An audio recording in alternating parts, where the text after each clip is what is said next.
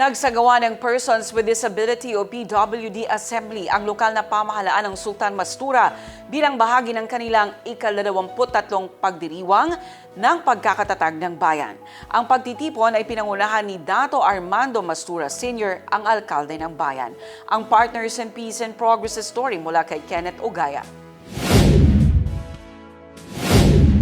Idinaos ang Person with Disability Assembly sa bayan ng Sultan Mastura noong Pebrero 2, 2026.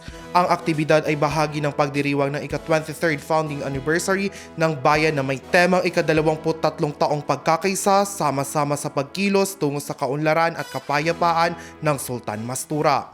Pinangunahan ni Mayor Dato Armando Mastura Sr.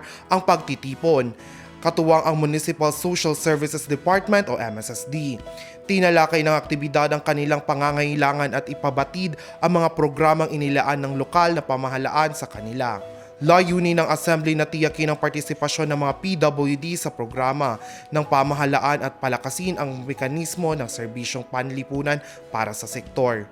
Binigyang diin ng lokal na pamahalaan ang pagsulong ng inklusibong pamamahala kung saan kinikilala ang papel ng mga PWD sa konsultasyon sa pagbuo ng hakbanging pamahalaan. Ipapanggadam o leadership o Sultan Mastura kanakagina disabled kanu kanakagina kadikanu pakarpang kanu mga normal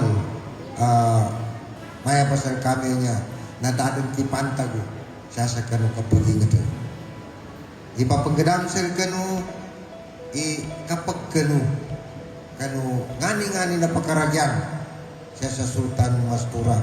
Ngani-nganin activity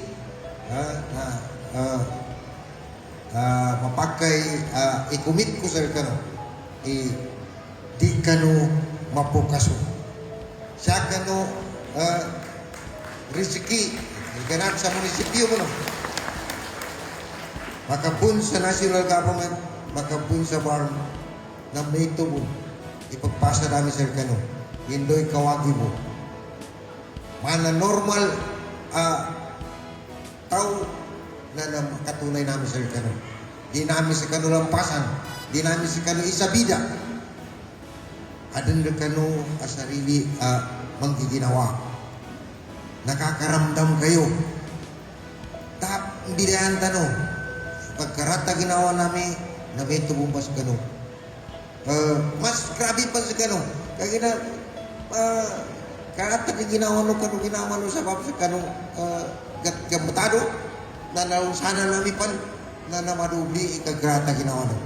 With na ungangambo o idaway no inamba disability na nun sa kanukandan Chukurino inamba kinapangadon sa kanunukandan sa mamay parasin talima no sa maliwanag kantin tano amano siya adumaway sa kanin da authority tano, da karapatan tano, adawin tano ng Allah Ta'ala, lang mo na pakilani sa kita no.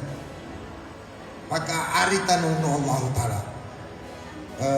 Kanin, ikyo, inumbaran tano ni mo, da karapatan tano, sumaway, atau ka, wanan si kanin, inumbaran tano ni mo.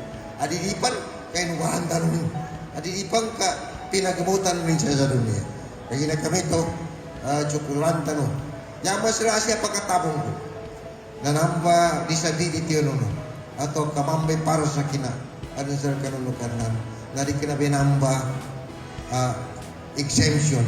Yanin man na magkalibri kanu-kanu. Suguno Allah Ta'ala. Malaking pasasalamat naman ng mga magulang ng mga benepisyaryo sa lokal na pamahalaan dahil sa mga ganitong programa ay nabibigyang kahalagahan at tulong ang mga ito. Kaya nagpapasalamat po kami sa lahat po ng mga programa o mga ayudang aming natatanggap. Katulad nito na katatanggap po kami ng mga bigas o ano pa man. Kaya maraming salamat po. Opo, nararamdaman po namin ang pagbibigay ng gobyerno o ang aming mahal na mayor na tulong sa amin. Kaya maraming salamat po, lalo-lalo na po sa aming mahal na mayor, Dato Armando Mastura. Ang masasabi ko lang, maraming pagsasalamat sa Sultan Mastura sa pagbibigay nilang tulong sa mga PWD. Opo, nakakatulong naman po. Katulad nitong anak ko, wala akong magagawang trabaho dahil hindi ko maiwan-iwan sa bahay.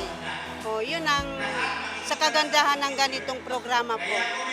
Sa pamimigay naman po nila, maraming salamat din po. Kasi malaking tulong ito sa amin ng mga PWD. Na nababawas na po yun sa mga kinikita namin. Katulad ko, nanay ako, hindi ako makapaggawa ng trabaho, gawa sa anak ko. Yun lang po. Kenneth Ogaya, iMinds Philippines.